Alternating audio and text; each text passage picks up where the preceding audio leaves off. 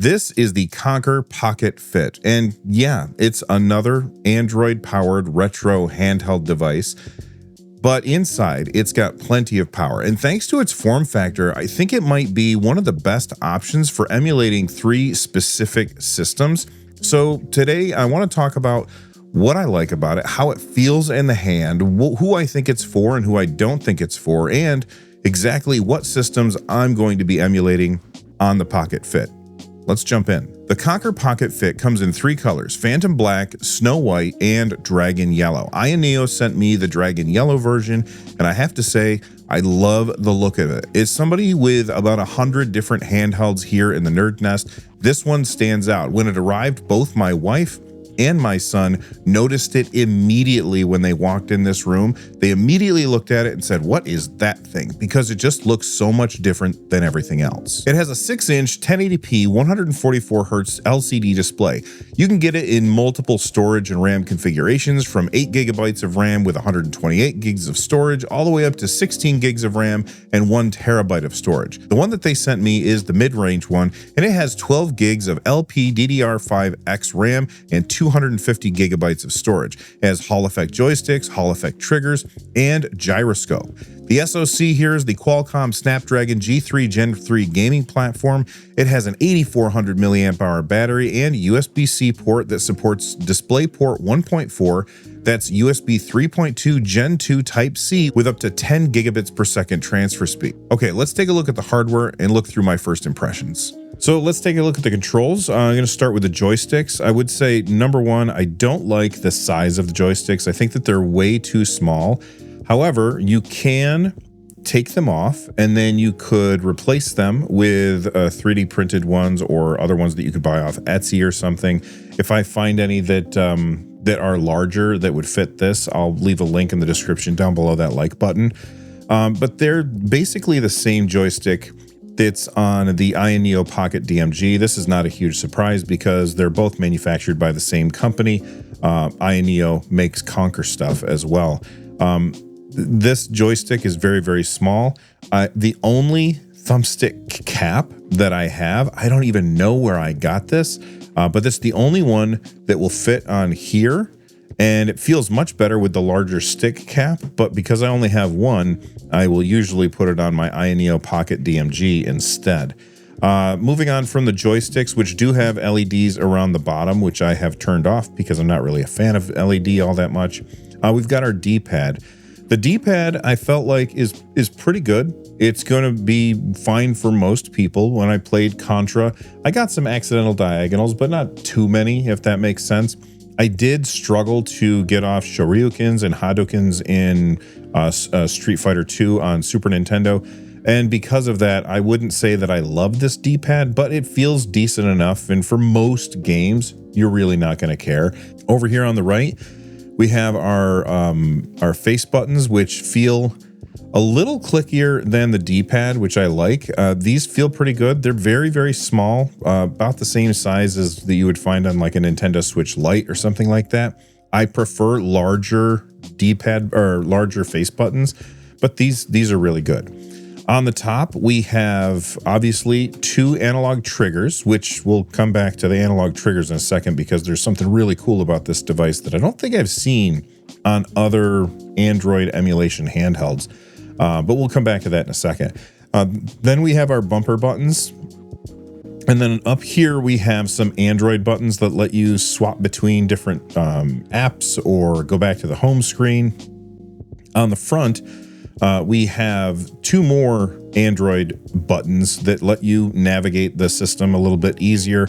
We do have start and select down here on the front, which I absolutely despise. What I would really like to see is the start and select buttons moved up here to replace those 2, and then move those 2 down here, because I don't ever feel myself reaching for these, but I constantly have to hit start and select, and I don't like having start and select down below the D-pad. It's never been something that I've liked.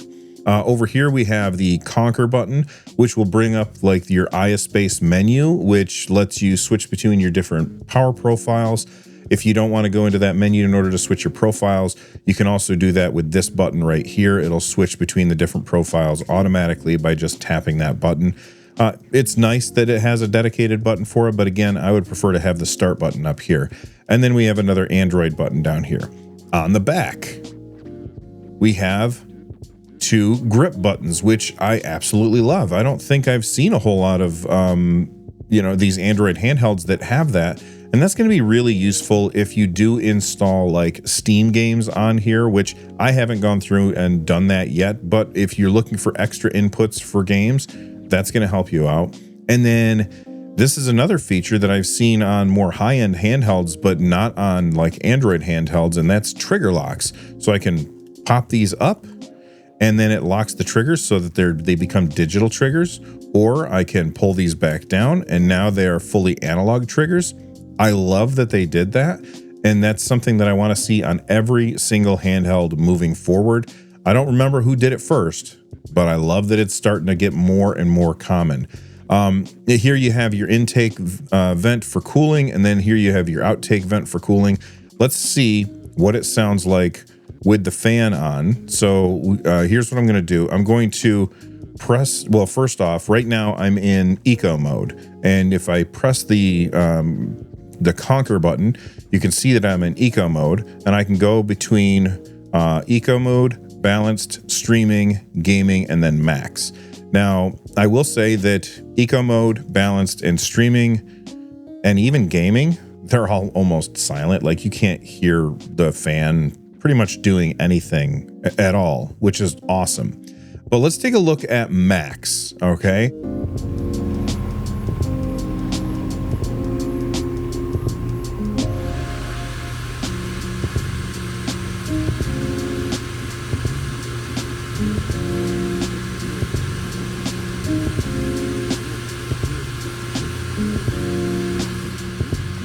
It's not a horrible sound, like it's not very whiny, but it is so loud. I cannot ever see myself using max as an option when I play on this particular device. Now let's talk about the audio. This is what it sounds like with the volume cranked all the way to the max. And I have to say, these front firing speakers sound great.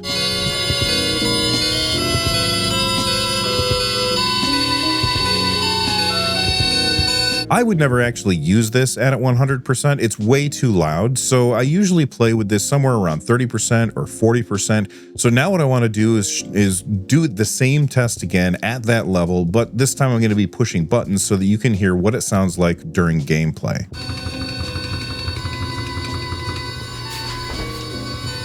And speaking of gameplay, here's a look at the performance. For me, the Pocket Fit is going to be where I play mostly a bunch of PlayStation games. And if it can emulate games up to PS2 with no problem, obviously it's going to handle the older games without breaking a sweat. And they look even better thanks to the 6-inch 1080p 144Hz screen.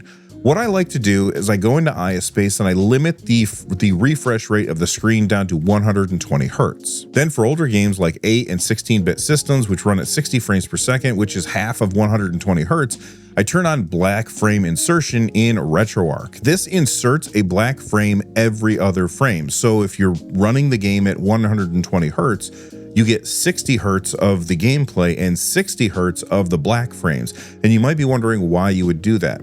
This gives you better motion clarity. You will have less motion blur as you are playing the game. It'll feel more like you're playing on an old CRT. When you combine this with a good interpolation shader, you can get some really amazing looking results. I've been using the CRT Geom MIDI shader. That plus BFI just makes this screen shine. Now, it is worth noting that using black frame insertion does lower the brightness of the display because every other frame that's being displayed on your screen is black, and so everything just looks a little bit darker.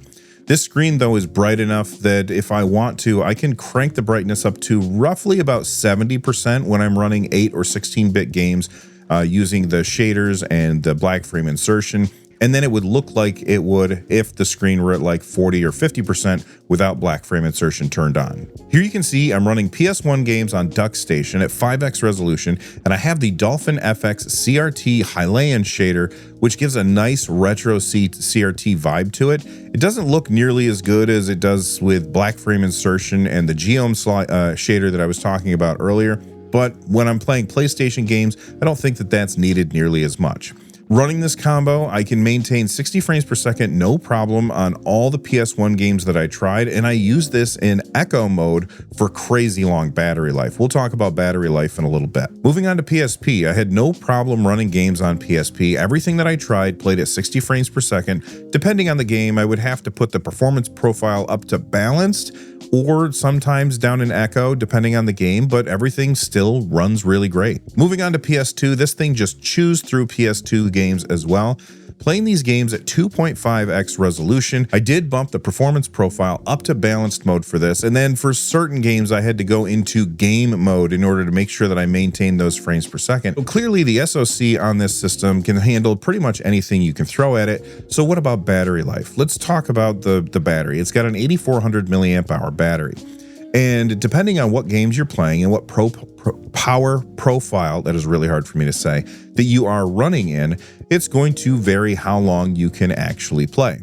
In order to test this, I would run games for about a half an hour at different power profiles, and then I would see how long the battery would decrease in that amount of time, and then I would extrapolate out the projected battery life that you would get if you were running that game at that power profile. So let's talk about the different power profiles, starting with Eco. Eco mode is going to get you about 8 hours of gameplay, balanced mode about 5 hours of gameplay, streaming mode 4 hours, game mode about 3 hours, and then max, which I would never use because the fan gets super loud in max mode, about 2.5 hours, maybe a little bit less than that. Who is this thing for? Well, I think it's for people that have a lot of nostalgia for their old PlayStation libraries, or, you know, the early days of 3D gaming, PlayStation and PlayStation 2, PSP, maybe Vita. I didn't try any Vita because I don't have any Vita ROMs, but you know, that era of gaming. So if that era of gaming is something that you definitely really enjoyed and you want to go back and experience it again, I really do think that this is good for that. I mean, this thing can play PS2 games with no problems. It's perfect for that. They put the stick on top, which most of the time I don't really like, but because of the ergonomics of the device, I don't feel like the D-pad is too hard to use. Normally, I wouldn't want the stick up there, but I think it works in this case. But if you don't have any nostalgia for the early 3D games from the late 90s to the early 2000s, there just isn't much here, I think, for you that you couldn't do by spending a lot less, because the screen is too wide for older retro games, which leaves you with these giant black bars on the side. And because it isn't an OLED, the black bars look really ugly. Yeah, you can fill those with overlays if you want, but I just prefer to have a smaller device that's more pocketable because they didn't waste all that extra screen real estate. I'm not saying that this is bad for, like, in general. Just if you want to play those older retro games and not the 3D ones, this really isn't the device for that. All right, so let's sum it up. What do I like and what do I not like about this device? Well, number one, I love the aesthetics of the device. The color just pops off of there, and it's so much better than the other 100 black rectangles that I have here in the NerdNest. I like the price too, honestly. For what this thing can do, I expected it to be a lot more expensive, and there's a bunch of different versions of it, but the one that they sent me, I like that they sent me the mid-tier one instead of the most expensive one, which is usually what Ayaneo does. I really like that they included the extra paddle buttons on the back and the trigger locks. If it's something I want to see on every single device going forward. Overall, the controls are fine. I don't love the joysticks. They're really small. And if you're watching this and you know of some good replacement joysticks that would work on this, let me know in the comment section down below that like button. And then I guess my last two complaints about this thing are, number one, I obviously wish it were OLED. I always want to have OLED when I'm playing retro games because that black frame insertion would just look better when it's OLED. You know what I mean? And then I guess the last complaint that I have about this thing, it's a small one, but it drives me up the wall. And it's the fact that they have a complete glass front all the way across it, which means it's constantly covered in ugly fingerprints. And sure, you could pull out a cloth and polish this so that it looks really pristine, but about 1.2 seconds after you pick it up, it's just going to be covered in fingerprints again. And the fingerprints are exactly where you're looking. They're like right next to the screen. And it's just ugly. I wish that they had not done that. But other than that, this is a really good device. And I'm telling you right now, I'm going to keep all my PlayStation games on this. And I'm going to get through a bunch of the PlayStation, PS2, PSP games that I missed because I didn't have access to those systems all the time.